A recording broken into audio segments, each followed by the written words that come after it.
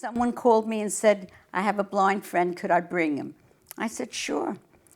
Jack was never a problem. He had everything figured out. He made out better than most guys with eyes. I mean, he just was so remarkable and so easygoing and so in charge of himself.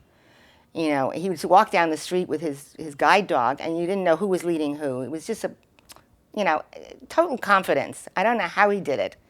He used to go to work in a three-piece suit, and he was elegant, and then he'd come home, and he was like, never wore anything but jeans and a T-shirt.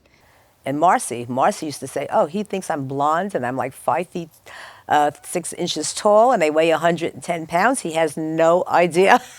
You know, I mean, women would come up to him even after we were married, and at the pool, and take his hands, put them on their tits, and say, okay, who's this?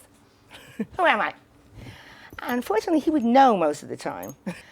Jack usually stayed in the main house on the second floor at the top of the stairs, because it was easy to find that room. And one evening, he met a woman, and they got to talking, and they decided to go upstairs. So they went upstairs together, and he said he left her and his dog in the room while he went to use the bathrooms, which were in the middle of the hallway down the hall. And he came back, and he went in the room, and he laid down, and they apparently had a night of passionate love. And he woke up in the morning, and he heard somebody snoring in the other bed, which struck him as peculiar because his room only had one bed.